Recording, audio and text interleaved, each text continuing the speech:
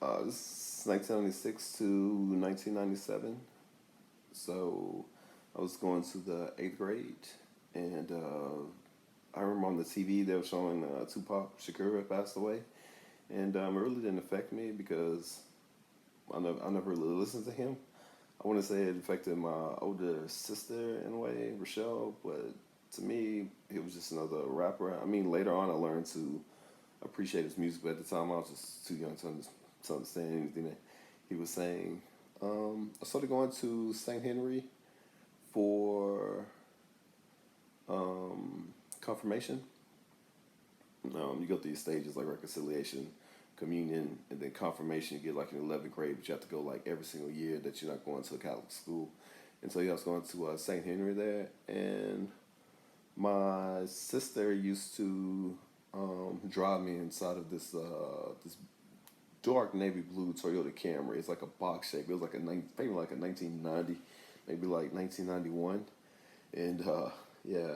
Sometimes she would listen to I want to say it's like Me Against the World, one of the Tupac albums I would hear, and we went on a field trip to see the Nutcracker, and it just did nothing for me. I mean, the teacher was amazed by it, but like I just never really get into plays or whatnot, and so yeah, that pretty much it was cool because we got to get out of class.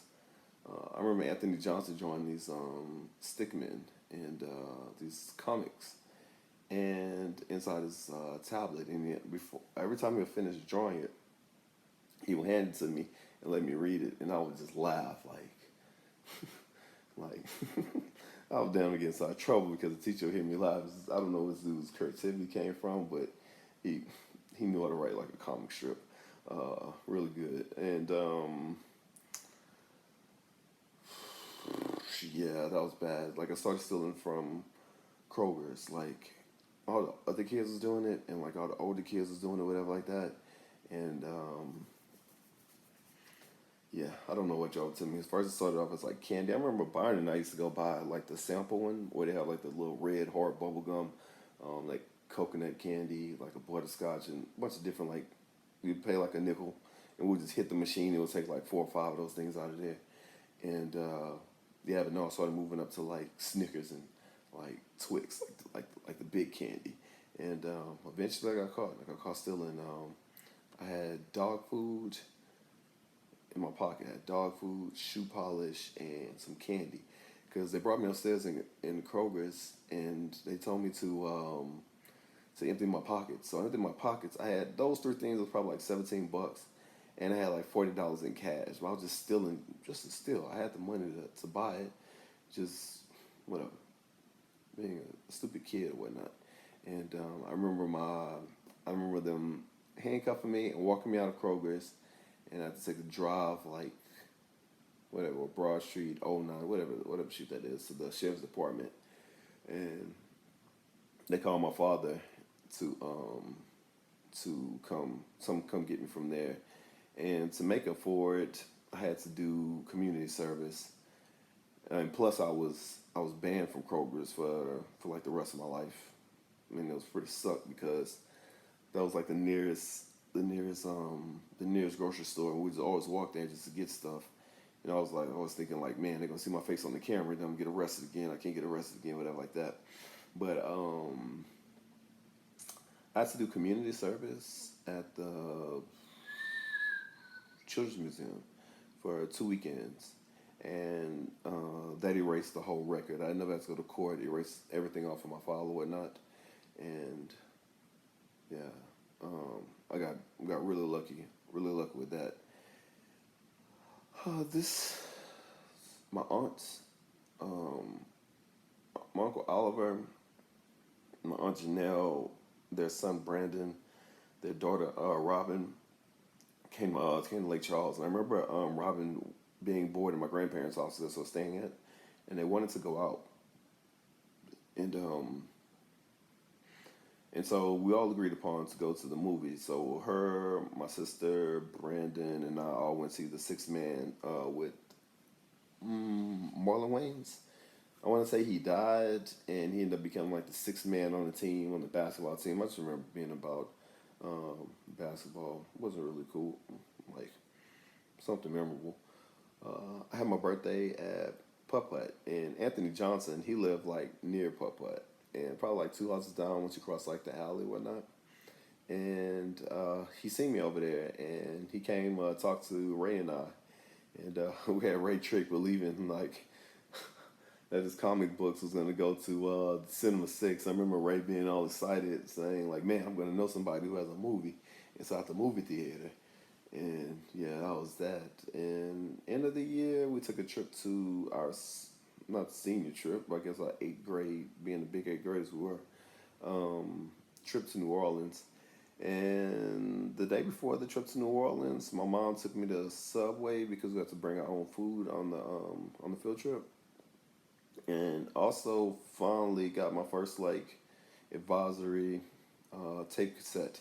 You know, like the 18-year-olds get. I bought TRU, which is Master P, Silk the Shocker, and C Murder. Um, the album called True to the Game. The field trip was okay, but I just remember having fun putting on my big headphones inside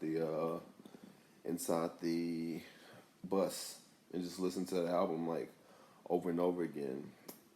Um, I remember my mind being blown by Byron bringing me to Toys R Us, like because I had like a display in the Nintendo 64, and the Sega Saturn had 3D graphics, but it was like very like choppy like this. But this one was just like a smooth circle, like you was like it felt like you was really inside this world, and it was just revolutionary to me. And we'll spend hours there just playing Mario 64, like just taking turns and whatnot. And then my final report card. I'm walking to Oak Park to pick up my eighth grade report card to see if I'm get to go to high school or not.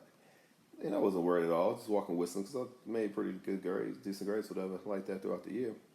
And yeah, it dawned upon me like on the walk back. I was like, man, what if I failed and I have to come back to this place again?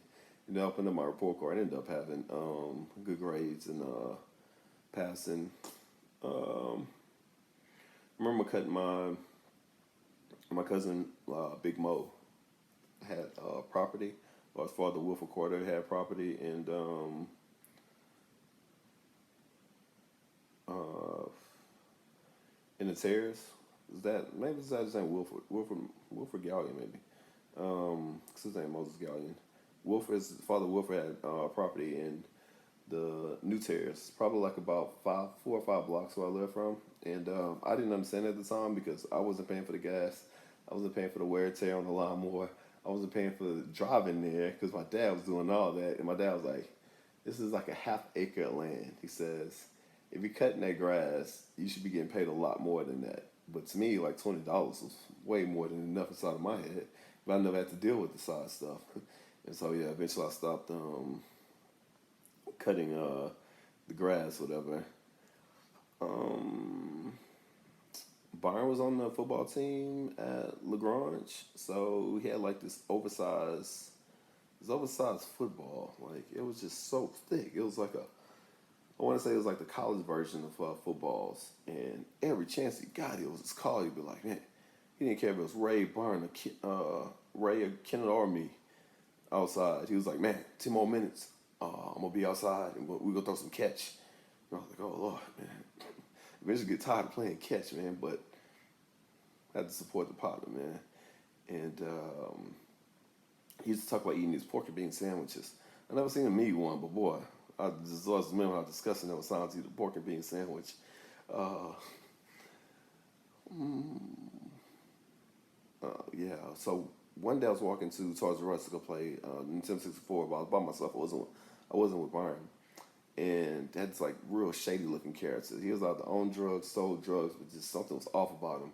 He was standing inside that big field where IHOP is now. Like we have to cut through the fields to go to walk to like Walmart or Toys R Us or whatnot. And I just remember him saying, "Hey, come see," and I just kept it moving because I was like, it didn't seem like anything would come good out of this guy. Yeah, I'm pretty sure he was either trying to sell me some drugs or get me to start selling drugs. But yeah, I didn't want anything to do with that. My mom ended up bringing my sister to USL because she moved inside the dorms this coming year for hers. And well, it's called UL now, but at the time it was called USL, but whatever. And that was pretty much my memories from that year.